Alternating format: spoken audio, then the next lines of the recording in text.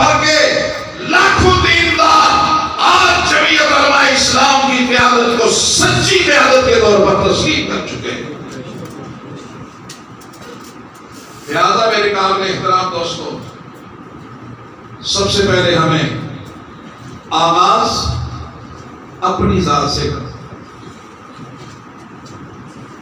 جہاں غلطی ہے اس کی اصلاح کرنی۔ یہ نہیں ہے کہ آپ کسی اور طالب علم یونین میں ہیں، جس طرح ہے ویسے یہاں پہ نہیں۔ آپ نے امانت اور دیانت کو بنیاد بنانا ہے، اس لیے کہ یہ مصطفیٰ کے نظام والی بات۔ پاکیزہ لوگ دنیا میں یاد رکھنا، انقلاب کبھی بےہودہ لوگوں نے نہیں لایا ہے، انقلاب دنیا میں پاکیزہ لوگوں نے لایا ہے۔ بے حیا لوگ انقلاب نہیں لایا کرتے۔ اب صاحب ہم برطانیہ تھے تو علماء کا ایک وقت وہاں ایک بڑا پادری تھا، اس سے ملنے گیا تو اس سے پوچھا کہ یہ جو کچھ یہاں پہ ہو رہا ہے بے حیائی ہے، آوارگی ہے، کیا عیسائی مذہب اس کی اجازت دیتا ہے؟ اس نے کہا بالکل نہیں۔ کہا تو پھر روکتے کیوں نہیں؟ کہا یہ ہماری سنتے ہی نہیں، ہماری مانتے ہی نہیں۔ آج یہی محنت ہو رہی ہے کہ اس نوجوان نسل کو علماء سے، اہل علم سے اتنا دور کر دو کہ یہ جو چاہیں کریں، مولوی کی بات نہ مانیں۔ اس نے کہا یہ ہماری بات نہیں مانتے۔ تو پھر پوچھا کہ آپ کیا سمجھتے ہیں تبدیلی کیسے آئی؟ اس پادری نے عجیب بات کہی۔ اس پادری نے کہا، اور وہ علماء بھی موجود ہیں، اس پادری نے کہا کہ مغرب میں جب بھی انقلاب آیا تو مسلمانوں تمہارے ہاتھ سے آئے۔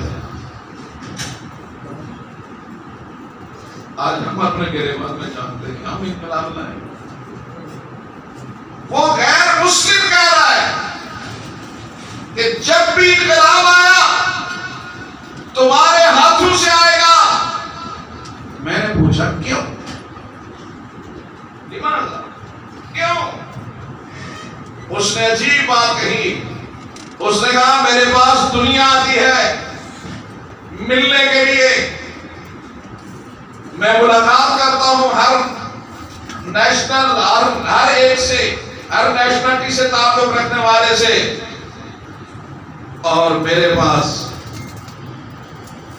دنیا بھر سے مسلمان علماء بھی آتے ہیں۔ تو میں یسوع مسیح کے رب کی قسم کھا کر کہتا ہوں کہ جو حیا میں نے ان کی آنکھوں میں دیکھی ہے وہ کسی اور آنکھ میں نہیں دیکھی ہے۔ اور میرا ایمان ہے کہ باحیا آنکھ ہی انقلاب لایا کرتا ہے۔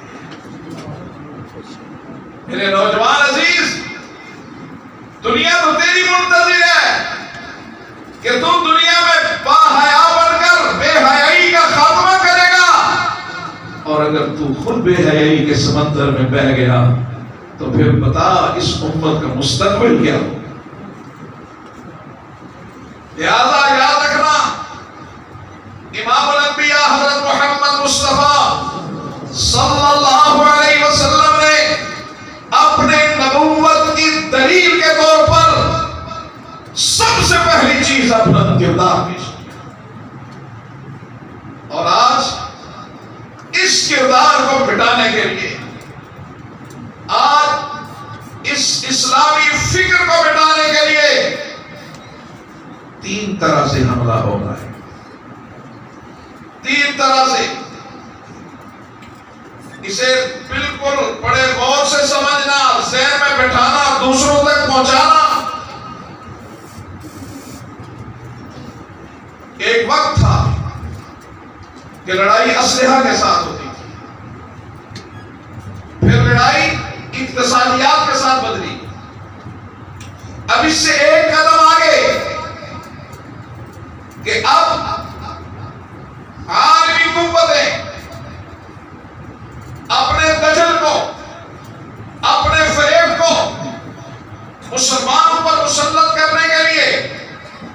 3 راستوں کی طرف سے آ رہے ہیں۔ پہلا راستہ ہے سوشل میڈیا۔ یہ سوشل میڈیا یہ عالمی استعمال کا سب سے بڑا ہتھیار،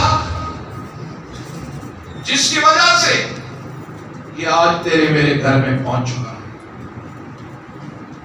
اس نے اپنا لباس، اپنی بود و باش، اپنی تہذیب، اپنی ثقافت، اپنا تمدن ہماری اولادوں کے دلوں تک اتار چکا ہے۔ اور اگر ہم نے اس پر سنجیدگی سے نہ سوچا تو اس عاجز کی بات یاد رکھنا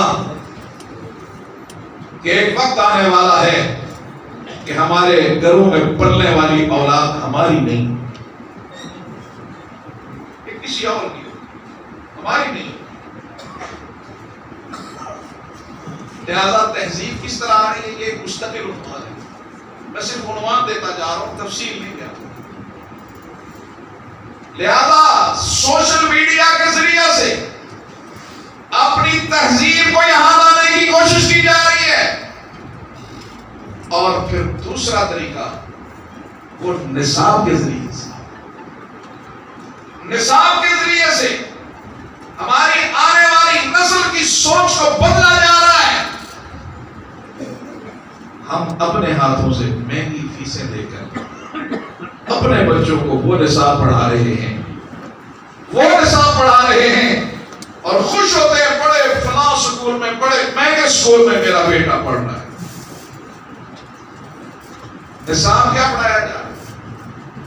ابھی تو ہمارے کالجوں میں جو نصاب آیا، تو مجھے کسی نے سنایا کہ ابھی جو نیا نصاب آیا اس میں مطالعہ پاکستان، اس کے اندر یہ بھی شامل کیا گیا کہ پاکستان کی خواتین کی جو ٹیم کرکٹ کی گئی، فلاں فلاں خاتون نے کتنے رنز بنائے، یہ تعلیم دی جا رہی ہے۔ اور وہ بچہ امتحان میں کئی رنٹو ہوتے ہیں نا، تو وہ جناب کتاب پکڑ کے رٹتا جائے گا کہ شیلا پروین 500 رن، 4 رن اتنے، اور 400 رن، شیلا 400 رن۔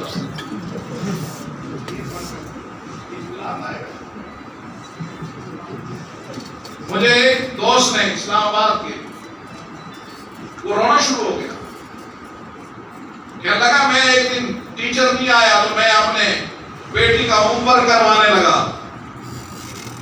تو پاکستان کے اندر پڑھایا جانے والا نصاب، اس میں سوال تھا کہ سب سے خوشی کا دن کون سا ہے؟ تو بحیثیت مسلمان ہمارا کیا جواب ہونا چاہیے؟ عید کا۔ لیکن اس میں جواب یہ تھا، پاکستان کے اسکول کے اندر، اسلام آباد کے اندر پڑھایا جانے والا کتنی کلاس؟ 4تھی کلاس کی بچی، 4تھ کلاس۔ جواب تھا ویلنٹائن ڈے، سب سے بڑا خوشی کا دن۔ سوال، سب سے بڑا خوشی کا دن کون سا؟ جواب ویلنٹائن ڈے۔ اب جو بچی 4تھی کلاس سے یاد کر دیا ویلنٹائن ڈے، ویلنٹائن ڈے، وہ جوان ہو کر تو کسی کو پھول دیتی ہے تو خوشی کس؟ اس میں لکھا تھا کہ سب سے پرامن مذہب کون سا ہے؟ جواب ہونا چاہیے تھا اسلام، لیکن جواب یہ تھا بدھ مت۔ یہ ہمارے اسکولوں میں پڑھایا جا رہا ہے اور ہمیں علم نہیں۔ ہم خوش ہیں کہ ہمارے بچے بڑی اچھی انگریزی بول رہے ہیں، لباس میں کاٹھیا انگریز لگ رہا ہے۔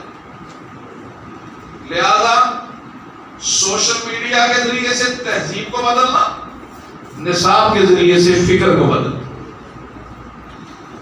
اور تیسرا ہتھیار اور وہ قانون سازی کے ذریعے سے قانون کو بدلنا، پارلیمنٹ کے ذریعے سے قوانین کو بدلنا۔ ابھی آپ نے دیکھا ہوگا ایک بل آیا پچھلی گورنمنٹوں میں، ٹرانسجینڈر بل۔ اس اجتماع کے توسط سے میں شرعی عدالت کے جج صاحبان کا شکریہ ادا کرتا ہوں کہ انہوں نے اسلامی حمیت اور غیرت کو سامنے رکھتے ہوئے اسے معطل کیا، اس کے اندر وہ شکیں جو اسلام اور کتاب و سنت سے متصادم تھی وہ ختم کی. لیکن یہ بل آج آیا کل یہ ختم نہیں ہوگا. اس کے اندر بنیاد کیا ہے؟ صرف یہ نہیں کہ جناب لڑکا لڑکی سے شادی کرے گا، عورت عورت سے شادی کرے گا، نہیں. اس کا بنیادی نقطہ یہ، اسے سمجھنے کی کوشش کرو. اس کا بنیادی نقطہ یہ ہے کہ جو بندہ جس حیثیت میں رہنا چاہے اسے اس حیثیت میں علاقہ، وطن اور وہ سوسائٹی اسے قبول کرے. اگر ایک مرد عورت بن کر رہنا چاہتا ہے قبول کرے، عورت مرد بن کر رہنا چاہتی ہے قبول کرے. اگر مرد کتا بن کر رہنا چاہتا ہے، کتا بن کر، اس سوسائٹی قبول کرے اسے کتے کے طور پر. یہ آپ دیکھ لیں، اسے ایسے مبالغہ نہیں کرتے. سوسائٹی اگر ایک خاتون بلی بن کر رہنا چاہتی ہے تو اسے بحیثیت بلی قبول کیا جائے. اور یہ بل مغرب میں تسلیم شدہ ہو.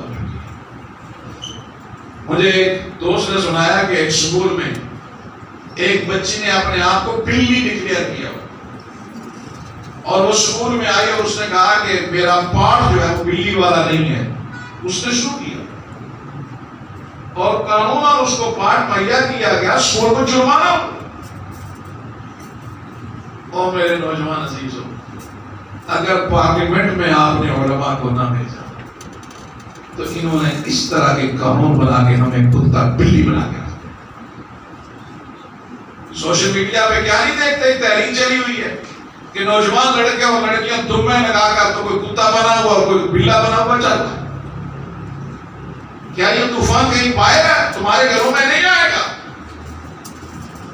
لہذا یہ علماء حق کا یہ قافلہ ہم کہاں پہ کھڑے ہیں؟ امام الانبیاء حضرت محمد مصطفیٰ سب کہتے بلند آواز سے، میں بات بالکل آخر پہ لے گیا ہوں، صلی اللہ اور بلند آواز سے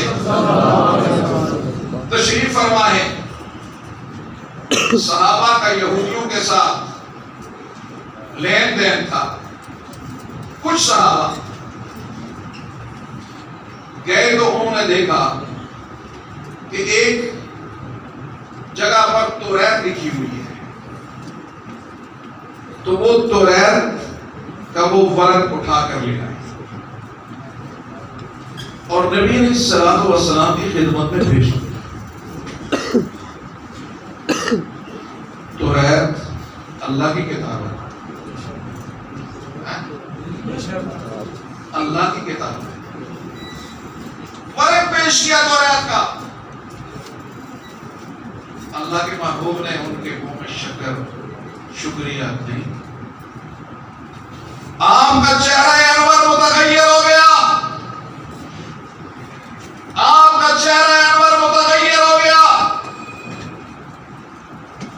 شدید ترین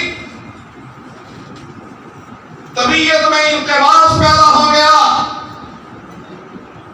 اور انہی لمحات میں آپ کے لبوں پر قرآن کریم کی یہ آیت مچل لگی. اعوذ باللہ من الشیطان الرجیم، بسم اللہ الرحمن الرحیم.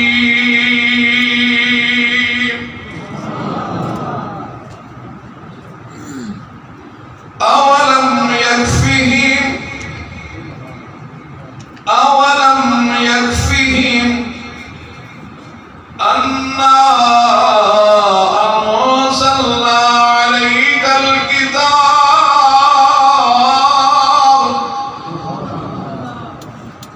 یتلی علیہم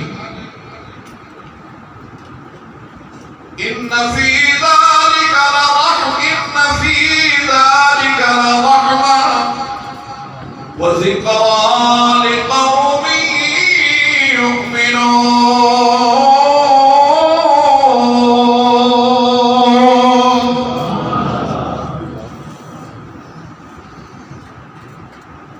اللہ کے محبوب نے فرمایا تم تو عہد کا نسخہ لے کر آ گئے، اولم یکفیہم، او میرے ساتھیوں، او میرے اصحاب، اولم یکفیہم، کیا ان کے لیے یہ کافی نہیں ہے کہ میں ان کے لیے قرآن لے کے آ گیا ہوں؟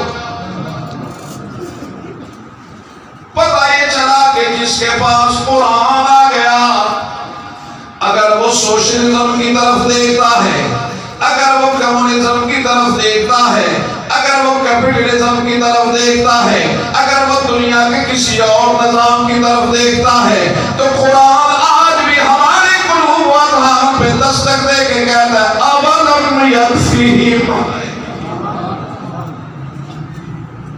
اولم یکفیہم، کیا ان کے لیے یہ کافی نہیں؟ انا انزلنا علیک الکتاب، کہ ہم نے آپ پر کتاب اتار دی، اور وہ کتاب کیا کتاب ہے؟ ان فی ذلک لرحمہ، وہ رحمتوں کا سمندر ہے۔ میں نے تو تمہیں فرماتا ہے رحمتوں والا نظام دیا، میں نے رحمتوں والا نبی دیا، میں نے رحمتوں والا دین دیا، میں نے رحمتوں والی زندگی تمہیں عطا کی، تم اس باوقار زندگی کو چھوڑ کر کہیں اور عزت تلاش کر رہے ہو۔ تمہیں یہ عزت ملے گی تو کیسے ملے گی؟ مَا لَكُمْ لَا تَرْجُونَ لِلَّهِ وَقَارًا، عزتیں اللہ کے پاس ہیں۔ لہذا میرے قابل احترام بھائی، آئیے یہ عزم کریں کہ سارے نظاموں کو مٹا کر کنارے کر کے اللہ اور اس کے مصطفیٰ کے نظام کے لیے زندگی کو وقف کر دیں۔ تیار ہے اس کے لیے انشاءاللہ؟ اللہ آپ کو سلامت رکھے، اللہ ہمارے نوجوانوں کی اس محنت کو قبول و منظور فرمائے۔ اللہ وحدہ لا شریک تمام ہمارے عزیزوں کو جنہوں نے یہ محنت کی، اللہ ان کو خوب قبول فرمائے۔ وآخر دعوانا